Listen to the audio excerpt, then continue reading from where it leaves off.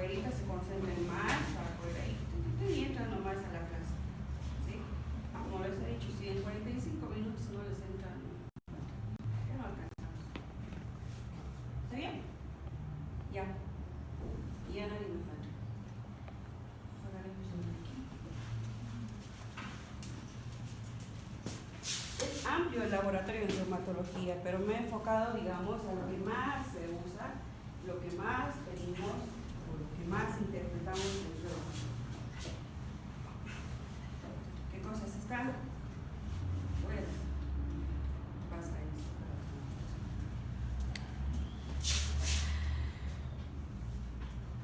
¿Será así?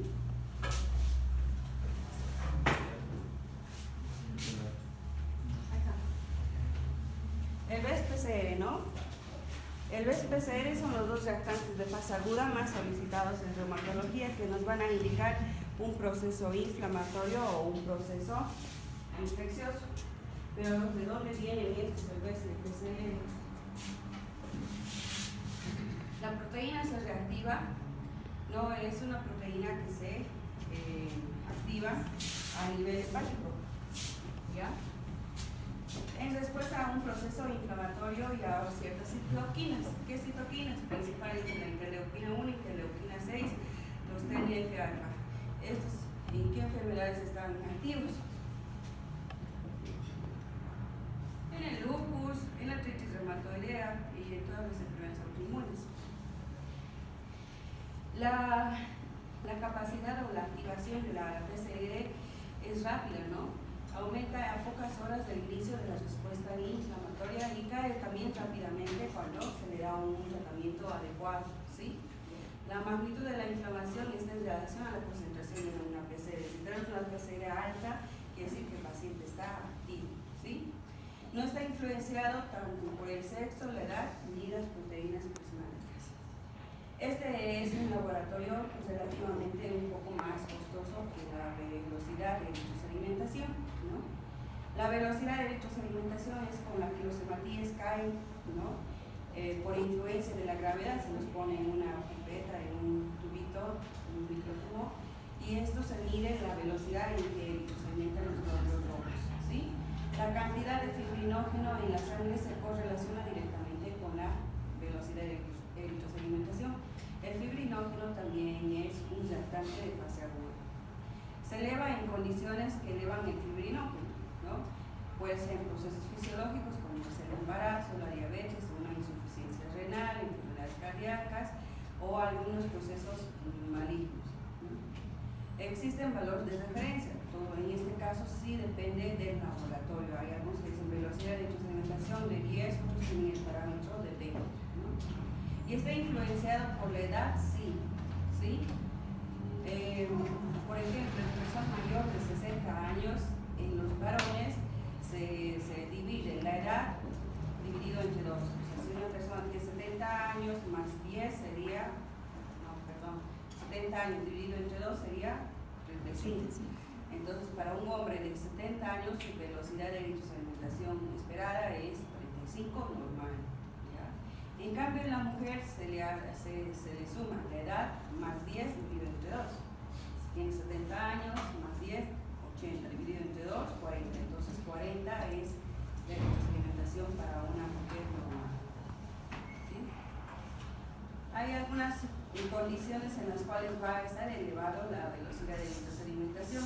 No muy elevadas, por ejemplo, en patologías comunes, en el embarazo principalmente, en las gingivitis, algunas enfermedades cerebrovasculares, ¿ya?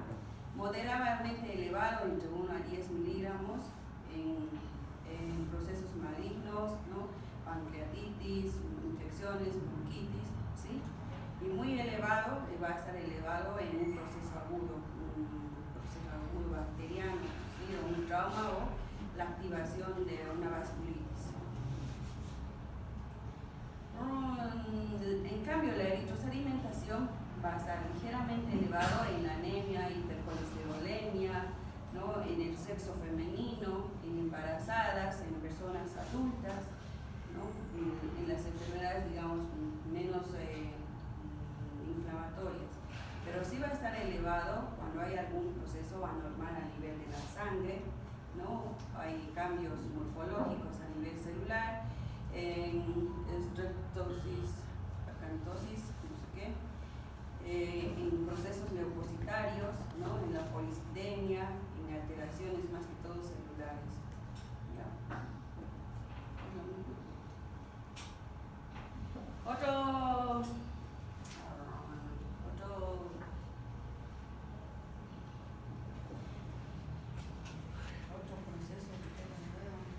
otro estudio que pedimos es el factor reumatoideo. El factor reumatoideo, ¿con qué lo asocia?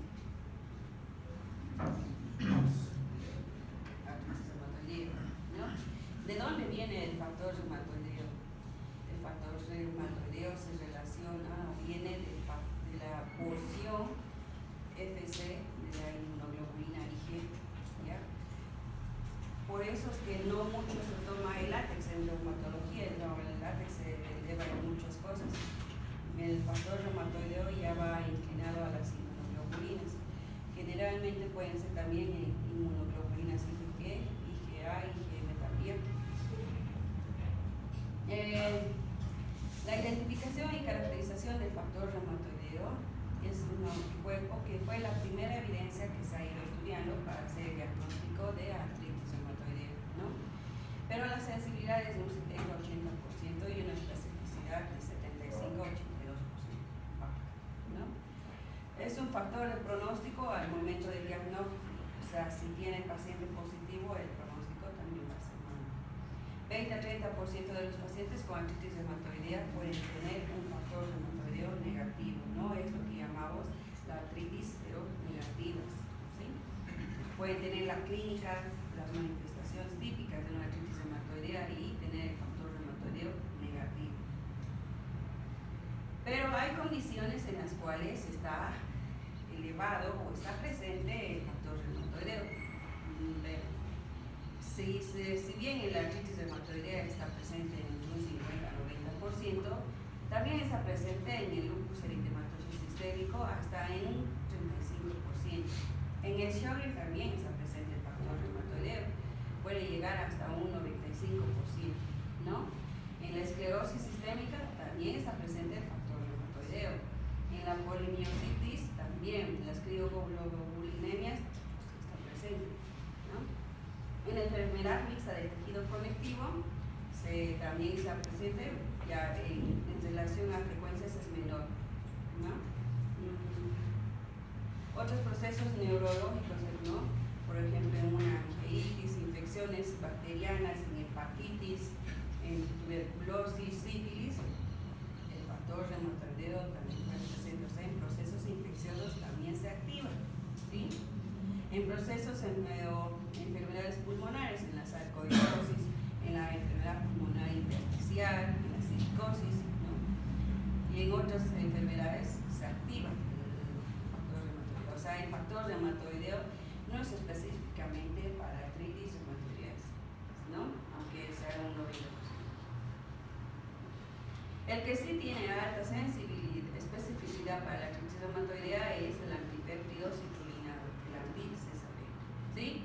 Se han detectado en un promedio de 4.5 años antes del diagnóstico de la artritis reumatoidea, o sea, te predice que vas a tener artritis reumatoidea. Tiene una sensibilidad si baja del 66-82%, pero sí una especificidad del 95, incluso 99%, ¿no? El factor de pronóstico es malo al momento del diagnóstico. Mientras más alto sea el título, el valor del antipéptido citrulinado, el diagnóstico es más grave, ¿sí? Son útiles en caso de duda diagnóstica si dudamos que el factor reumatoideo sea negativo o esté asociado a alguna otra enfermedad, entonces podemos pedir el antipéptido citrulinado y también para hacer un diagnóstico en una artritis temprana. Otro reactante que pedimos o anticuerpo es los ANA, ¿no? Los anticuerpos antinucleares, ¿no? Tienen como su antecesor a las células B. Las células antiglúpicas ya fueron descritas en 1949 y era a través de estas que en un principio se hacía el diagnóstico para el lupus, ¿no? Es un grupo de anticuerpos que se dirige contra antígenos del núcleo y el citoplasma, por eso viene del nombre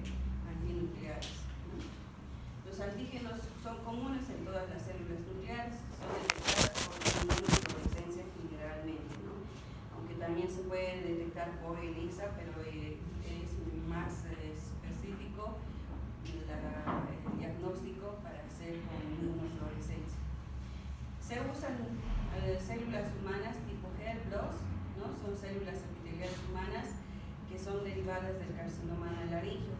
Entonces la aplicación con este sustrato hace que se activen los antígenos ante la activación, así que sí están positivos los anticuerpos antinucleares. ¿Cómo se hace? Tenemos el microscopio y acá abajo tenemos las células HER2 que nos van a ayudar a activar las células, los anticuerpos antinucleares. Entonces se presenta, ¿no?, el antígeno y la reacción y la activación es lo que se lee en la lectura, ¿no? La activación de los de la asociación o el uso y la activación de los anticuerpos con los antígenos de las células epiteliales, ¿no? Lo mismo acá, ¿de dónde viene? Nosotros, si hacemos por ELISA, no vamos a poder, digamos, saber en qué porcentaje, en qué relación está presente los anticuerpos antinucleares. En cambio, por el ELISA se hace, ¿no? Es una dilución que se hace. Se presentan los antígenos y la reacción que se presenta en una dilución en 1 en 40 es lo mínimo, pero para decir positivo ya tiene que decir que sea 1 en 80, ¿no? Y las diluciones más en solución salina, si se siguen presentando, ¿no? Es el doble, ¿no? Aquí es el 40, aquí va a ser 80, y 160, 320, 640 y el doble. Entonces, nosotros para decir que es positivo tiene que tener un valor mínimo del ANA por lo menos 1 en 80. Como acá, ¿no? Las diluciones máximos se puede hacer en una dilución de 256. Por ejemplo, si aún en esta dilución sigue presentándose la activación antígeno-anticuerpo del ANA, entonces pueden decir que el paciente tiene mucha positividad para tener el lupus, ¿no? Por ejemplo, aquí ha hecho una activación hasta 1 en 1280. ¿Qué más? Anticuerpos antinucleares. Por a veces, tal vez se nos pasa, no hemos hablado mucho. Por la detección por inmunofluorescencia se inicia, como hemos dicho, una lectura de 1 en 40, ¿no? Los que han visto los anticuerpos antinucleares ANA es un montón y depende mucho de cómo se los encuentra en el microscopio por la inmunofluorescencia, ¿sí? Un valor igual o mayor a 1 en 180 ya es positivo, ¿sí? Los ANA son muy útiles para hacer el diagnóstico. Entonces, cuando tú pides el ANA, no solamente es pedía ANA, sino es pedir directamente por inmunofluorescencia. ¿Por qué? Porque ahí nos va a dar la tensión y es el patrón. Y el patrón van a ver que es importante para saber diferenciarlos, más que todo orientarnos a qué enfermedades autoinmunes pueden ser asociadas. El ANA sí se pide especialmente para ver el lupus, ¿no? Pero también puede estar presente en la esclerosis sistémica, en las enfermedades mixtas del tejido conectivo, en la enfermedad muscular inflamatoria, en la miositis y en la enfermedad de Sjögren. Esta es la relación en la cual se presenta el ANA positivo. En el lupus eritematoso es en la mayor porcentaje, ¿no? Entre un 90 a 100%, podemos decir. En la esclerodermia entre un 60 a 80%, en el Sjögren 40 a 70% y en la dermatopolimiositis un 30 a incluso 80%. Pero ha habido un estudio en los cuales se ha visto, ¿no?, que puede estar presente también en otras enfermedades del lupus.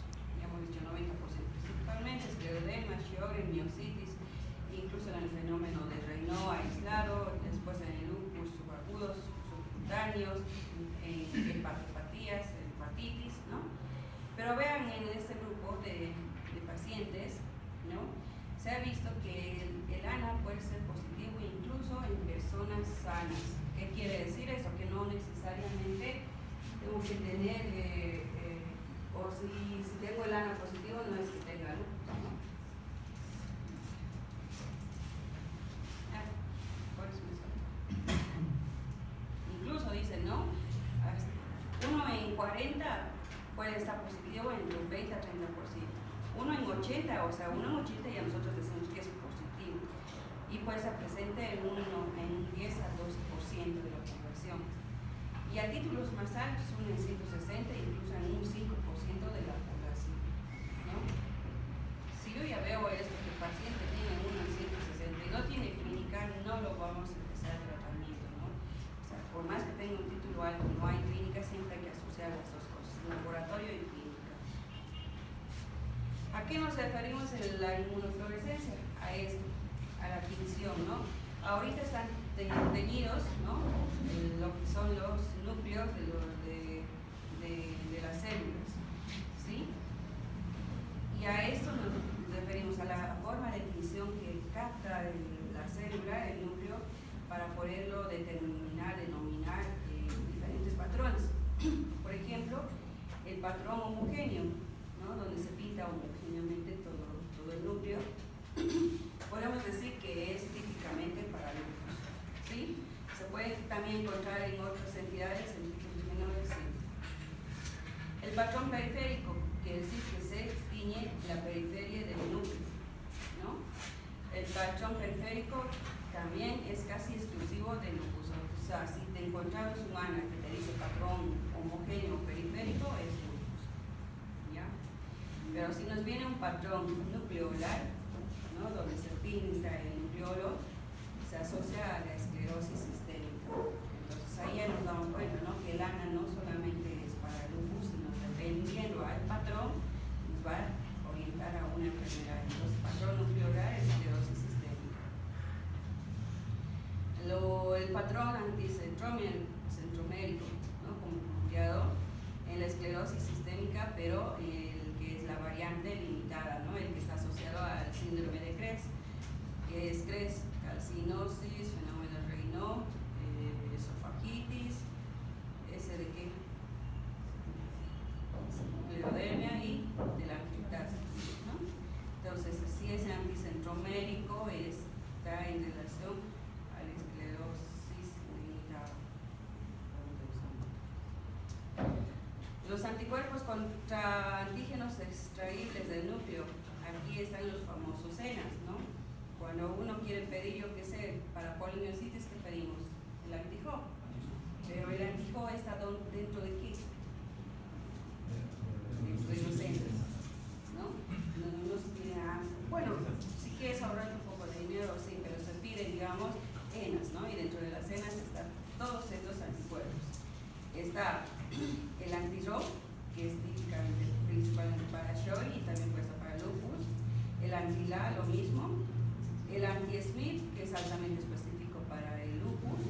El anti-RNP para enfermedad mixta del tejido conectivo. Entonces también tenemos otros ENAs. ¿Cuáles son? El anti-esclero70 para la esclerodermia sistémica. El anti-FO1 para miopatía inflamatoria, ¿no? Y también puede ser presente en el síndrome de sintetasa. Y el anti-DNA para lupus. Entonces los ENAs son varios, ¿no?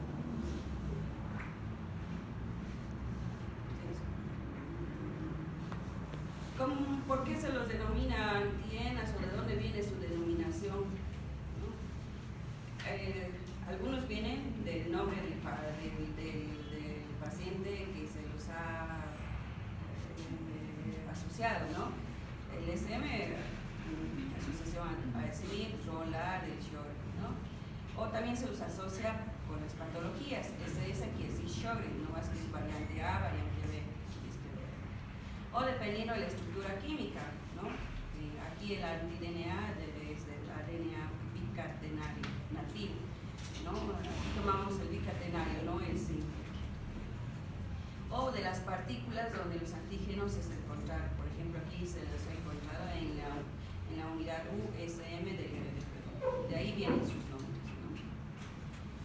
Y finalmente, creo que es esto. No sé si se lee, sospecha clínica de una enfermedad del tejido conectivo. Tienes un paciente que sospechas que tiene artritis reumatoidea, lupus, alguna enfermedad del tejido conectivo, sí. Bueno, si no, no pides nada. Pero sí, sospechas, ¿qué vas a hacer? Solicitas los ANAs por inmunofluorescencia, ¿sí? Si es negativo, entonces hay muy baja probabilidad de que el paciente tenga una enfermedad autoinmune, ¿ya? positivo, dependiendo del patrón, ¿no? Si viene ANA positivo, tienes que ver si es moteado, homogéneo periférico, nucleolar o centromérico. Si es moteado, entonces ya es un patrón inespecífico, hay que considerar de acuerdo al contexto clínico, puede ser una enfermedad mixta del tejido conectivo, Sjögren, lupus u otras patologías, ¿ya? Entonces, dependiendo del contexto, pedimos los senas, pueden pedir con el anti-RNP. El anti-RNP es para enfermedad mixta del tejido conectivo. Anti-ROM y anti-LAM para Sjögren y lupus.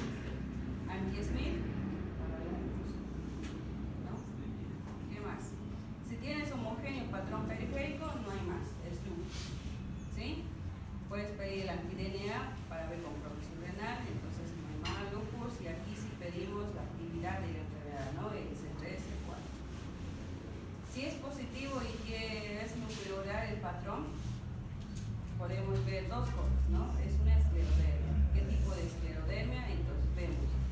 Si tiene la antiesclero 70, es esclerodermia difusa.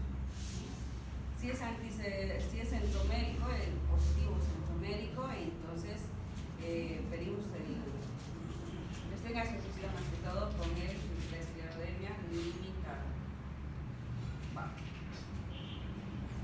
No a todos vas a pedir los ANAS ni los ENAS, ¿sí? Hay algunos puntos claves para solicitarlos. Para solicitar los ANAS se debe tener una sospecha diagnóstica clínica. No es que, a ver, doctora, por si acaso, pues me haré, a ver, creo que a veces puedo tener, no puedo tener, mi mamá tiene, me sentaba al lado de un lupus y creo que me contagian, no es así, ¿no? Tienes que sospechar clínica. Tiene importancia el título y el patrón, han visto que sí, ¿no? No es solamente pedir el ANA, sino es título y patrón. Los ANAS pueden ser positivos en pacientes sanos, sí, ¿ya?